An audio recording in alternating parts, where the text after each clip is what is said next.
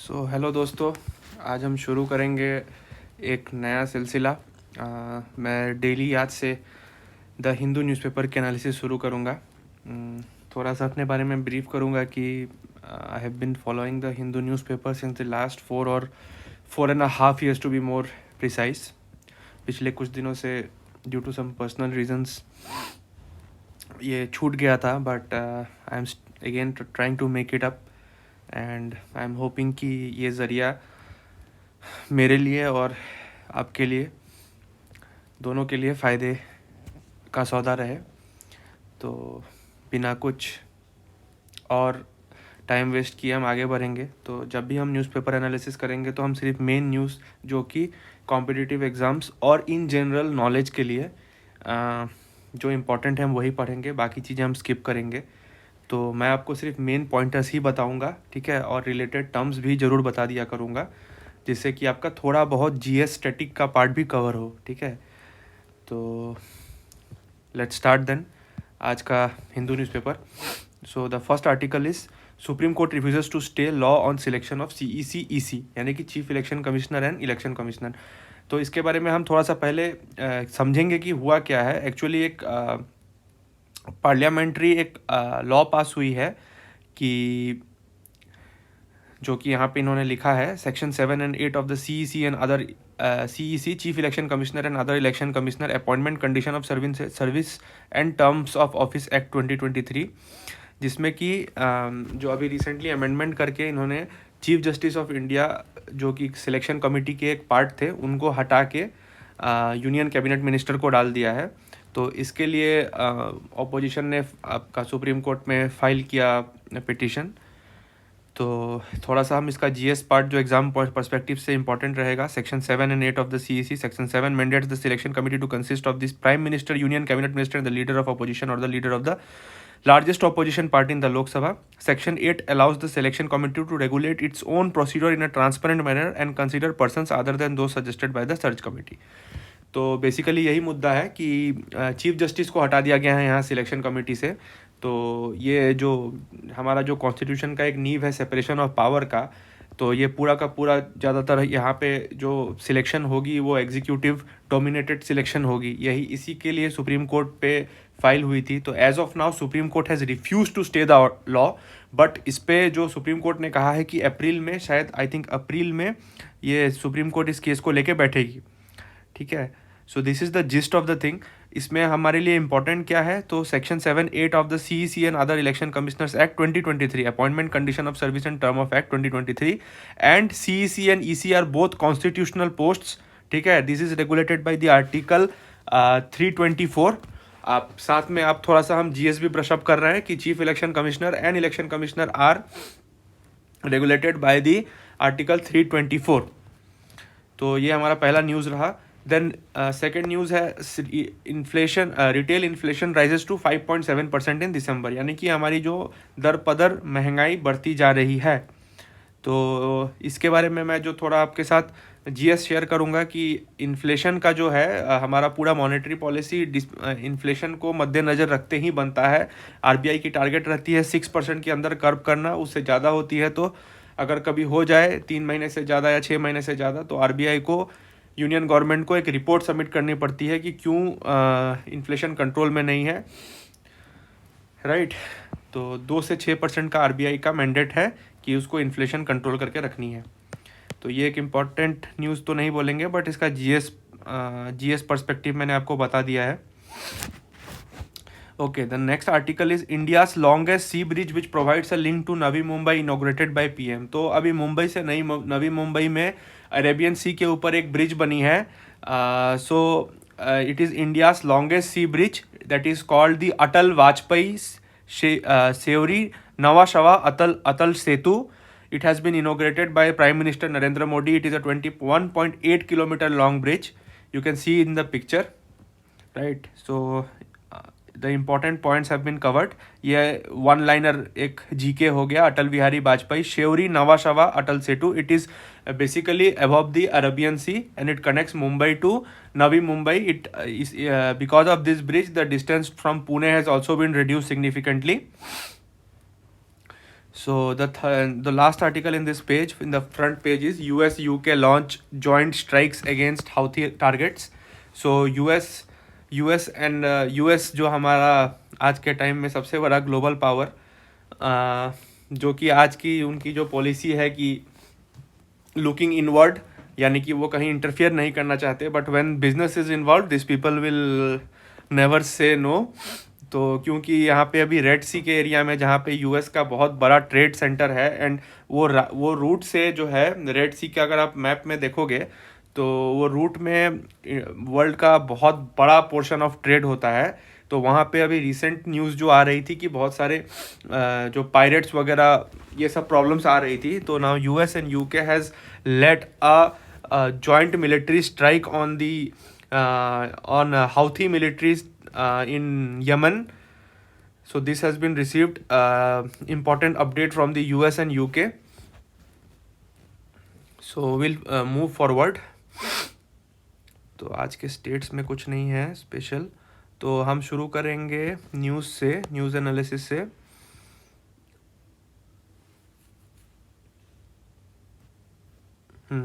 So this is one important news. Supreme court issues summons to centre on Kerala suit alleging financial curbs. तो यहाँ पे क्या क्या चीज़ें हमारी जीएस की कवर होंगी, मैं आपको जस्ट पढ़ के बताता हूँ।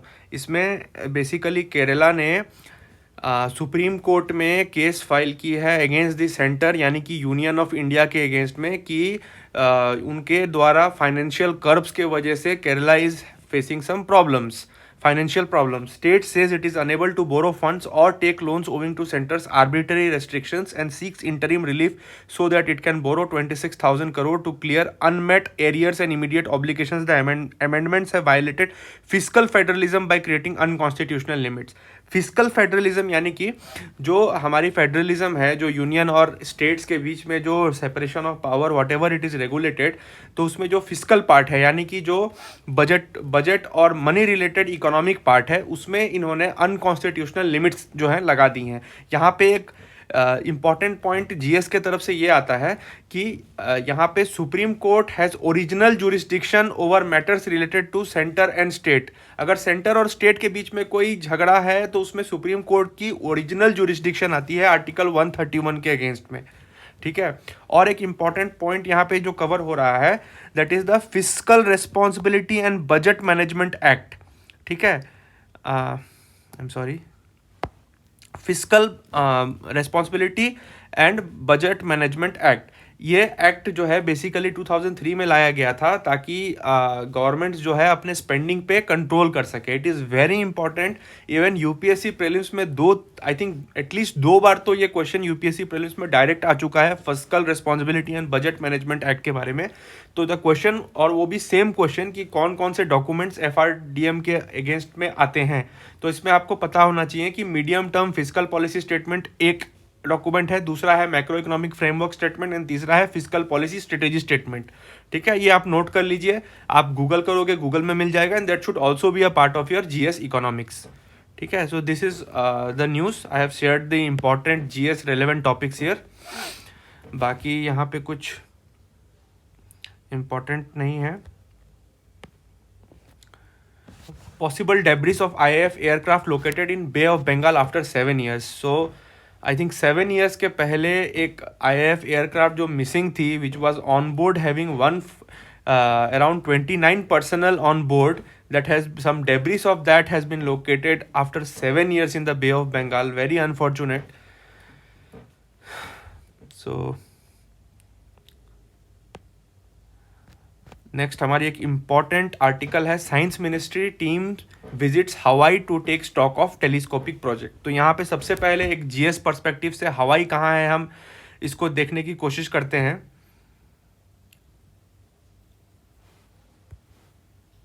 आप देखो, ये जो है पैसिफिक ओशन में, it's a part of the USA, है ना। ये आप देख सकते हो, यहाँ पे हवाई आइलैंड्स का लोकेशन है। तो ताकि एक बार मैप में हम देख ले तो हमारे दिमाग में ये रहे, to take stock of telescope project. तो यहाँ पे बात हो रही है 30 मीटर टेलीस्कोप की, जो कि एक बहुत ही ज़्यादा न्यूज़ में रहने वाली एक प्रोजेक्ट है। ये एक इंटरनेशनल प्रोजेक्ट है जिसमें बहुत सारी कंट्रीज़ जो है इसमें कोलाबोरेट कर रही हैं. India is also a part of that 30 metre telescope अभी, बट इसमें it is in the news because of कि अभी उसमें बहुत सारी मतलब कंट्रोवर्सीज रही है कि इसका लोकेशन कहाँ पे रखेंगे, कि इस टेलीस्कोप का लोकेशन कहाँ रखेंगे फॉर स्पेस ऑब्जर्वेशन. कोई शांत जगह ही जनरली खोजा जाता है. आपने देखा मैप में कि Hawaii island is an island जहाँ आसपास कुछ नहीं है. तो वन सच मतलब most probably it is going to be located in the Hawaii island only. पहले बीच में बात चल रही थी स्पेन में किसी जगह पे. तो थोड़ा सा हम देखते हैं कि a team has visited Mauna Kea, an inactive volcano on the island of Hawaii. Mauna की एक इम्पॉर्टेंट लोकेशन है, एक इनएक्टिव वॉल्केनो है. ये टर्म थोड़ा इंपॉर्टेंट हो जाता है क्योंकि it is recurring in news always. Mauna Kea, it is in island of हवाई.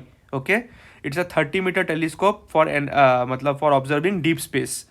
तो इसी के रिगार्डिंग इसमें लिखा है कि इंडियन साइंस मिनिस्ट्री से कुछ लोग वहाँ पे गए हैं. और India is also part of this joint collaboration in the US, Japan, China, Canada and India. ठीक है, ये इंपॉर्टेंट है. US, China, Japan, Canada and India. Indian participant was approved in 2014. तो इंडिया इसमें क्या क्या कंट्रीब्यूट कर रहा है,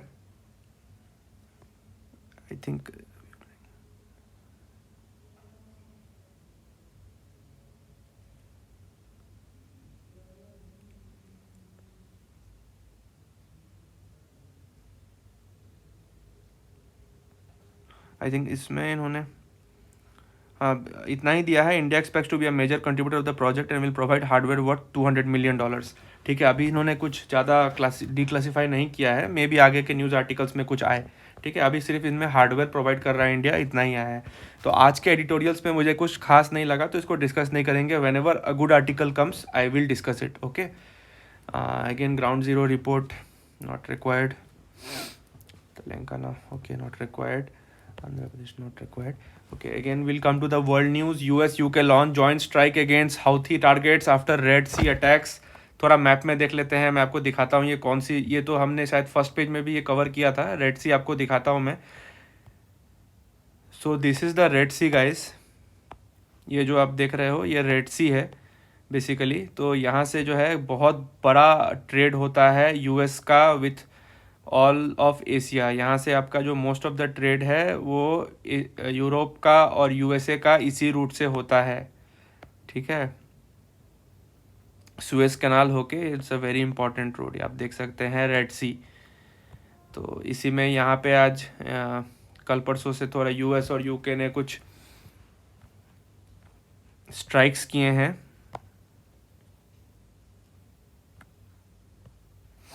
यही यहाँ पे डाला है इन्होंने वर्ल्ड के फर्स्ट न्यूज़ में. तो बेसिकली जो स्ट्राइक्स है that was against the Houthi rebels of Yemen, है ना. उसके बाद नेक्स्ट है Hamas is guilty of genocide, Israel tells the Hague court. Hague court यानी कि international criminal court accused of committing genocide against Palestinians. Israel insisted at the United Nations highest court on Friday that its war in Gaza was a legitimate defense of its people and said instead that Hamas was guilty of genocide. तो ये तो Israel का जो news है बहुत दिनों से news में रहा है. US sanctions not very important. President Biden tries to sell economic strength, but voters aren't buying yet, and I hope they should not buy that because again मैं थोड़ा अपने आप को रिस्ट्रेन करूँगा पर्सनल पॉलिटिकल व्यूज़ शेयर करने के लिए. But still I think it's time for America to put new leaders on the front. This is all I will say. Okay, so आज का न्यूज़पेपर एनालिसिस इतना ही रखते हैं. आज कुछ अच्छा बिजनेस में देख लेते हैं एक बार.